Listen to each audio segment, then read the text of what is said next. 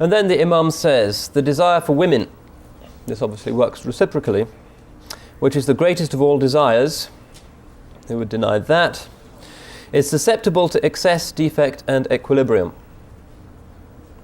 Excess obtains when the intellect is overcome, so that a man's concern is so distracted towards the enjoyment of women and slave girls that he is unable to tread the path of the akhirah.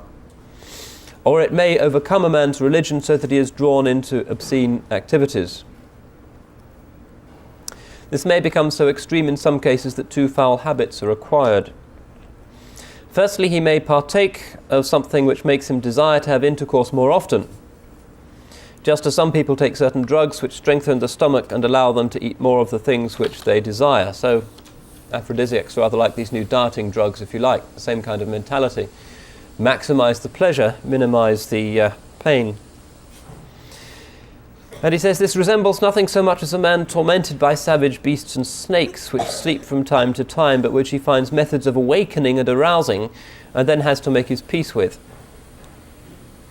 But the desires for food and intercourse are in reality pains which a man would rather be free of so as to gain another form of delight. It's a rather austere image, one valid perspective. This doesn't mean that aphrodisiacs and the like are forbidden. Clearly there are certain people with medical conditions who can legitimately make use of these, and traditional Islamic medicine, even a Tibb al-Nabawi, is filled with remedies of this kind. But going to excess in this, as with anything, is reprehensible.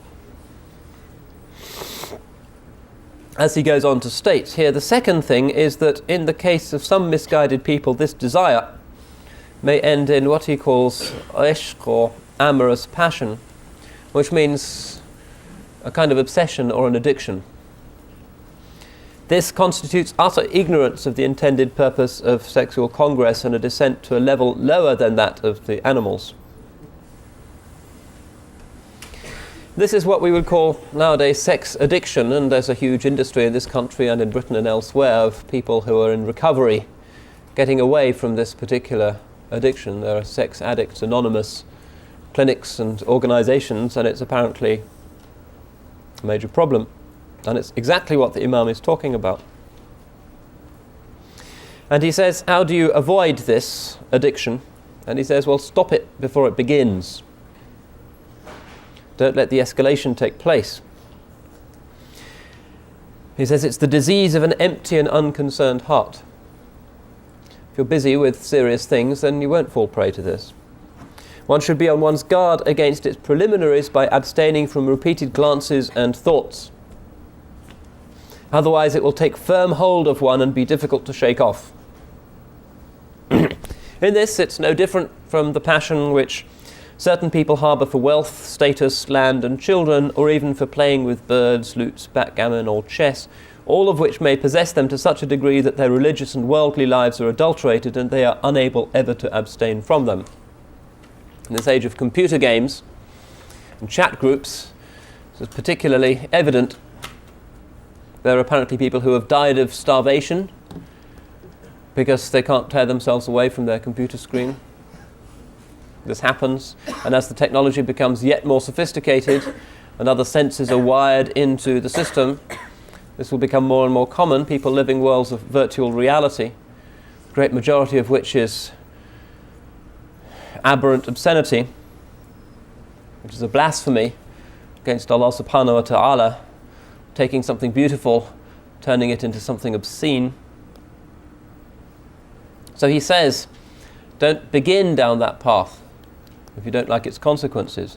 To break the power of this amorous passion, this extravagance, in its early stages, is like pulling at the reins of a riding beast when it heads for a gate it would like to enter.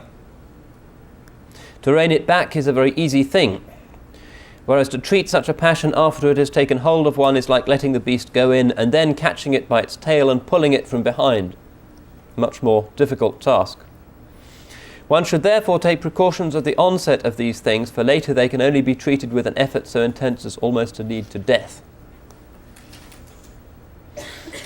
So he then says, excess in the matter of sexual desire then causes the intellect to be overcome to this degree which is very much to be condemned.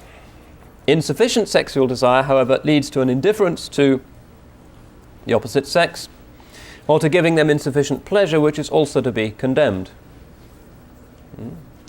It's not frequently noted, but Islam explicitly discovered the female orgasm in Zal, which is mentioned in the hadith narrated in the Musnad al-Firdaus by Imam Daylami.